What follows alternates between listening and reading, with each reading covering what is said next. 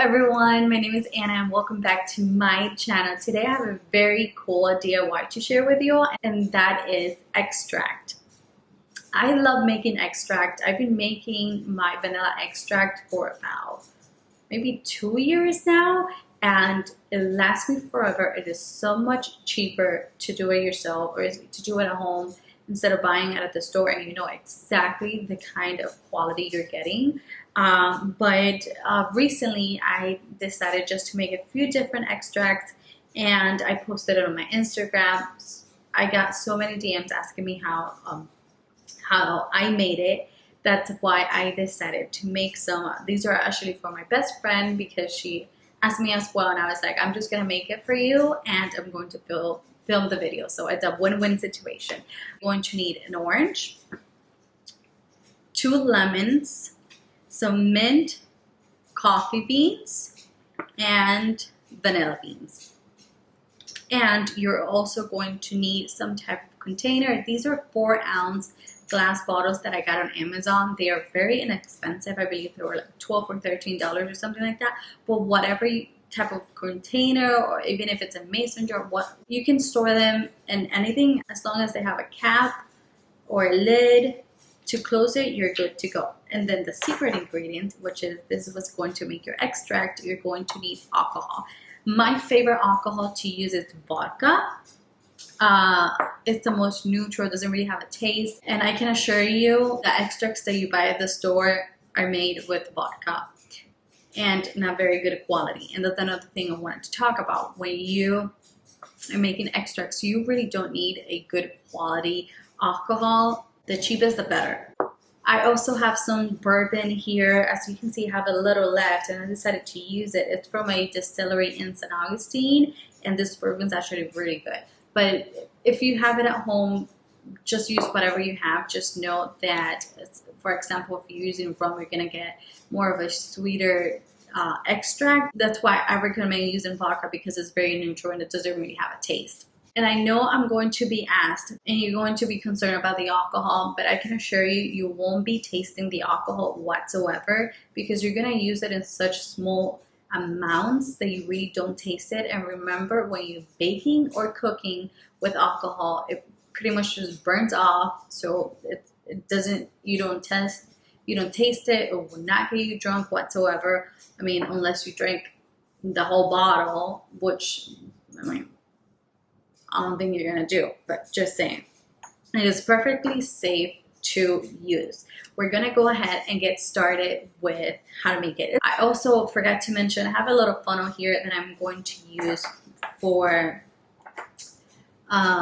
in order for me to pour the alcohol a little better, but that's completely optional, even though it's highly recommended because it will help you. We're starting with the mint, and you just want to put the mint in there, all of it.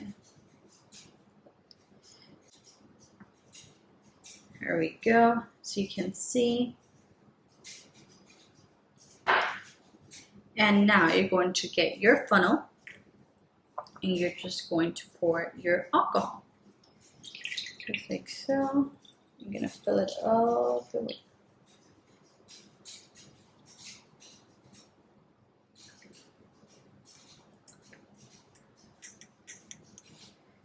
Okay. So this is pretty much it. You have one already done. For the coffee, same way, just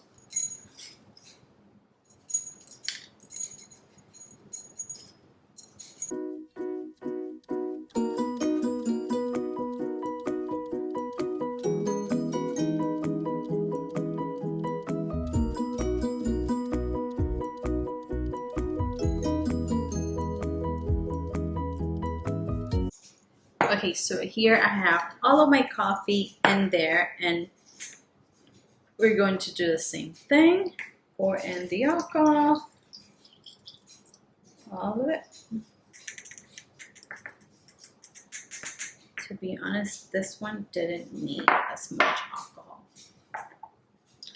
Put it in there, close it with your lid, and there you have it, your coffee extract.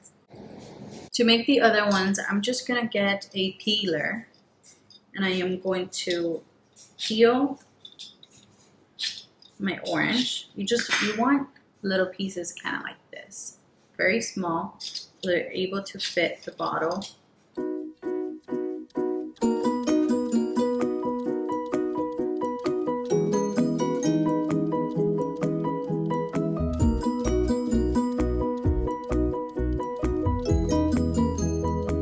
Okay, so here I have all of the orange peel, and we're going to do exactly as we did with the other ones. We're just going to pour it inside.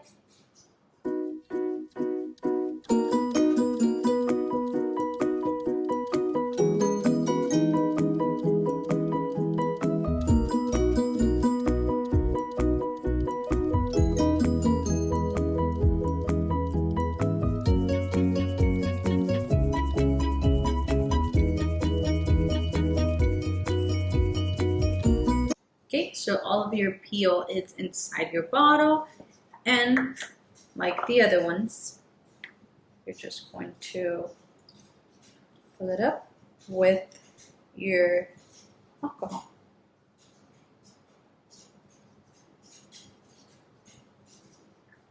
Okay.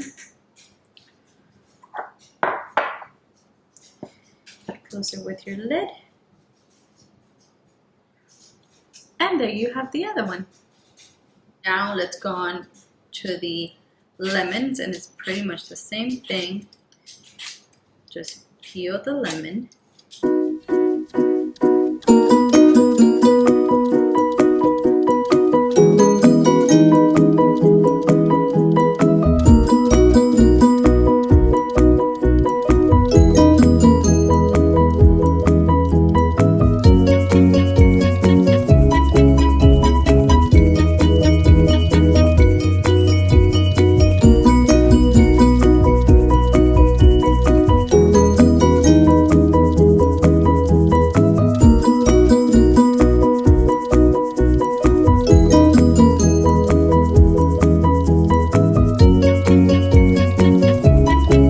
So we have lemon ready. Here we go. That looks very pretty. And now to make our last one, we are going to need the vanilla pods, and this is what they look like. So this is what I do. I get a paring knife. I open them in half.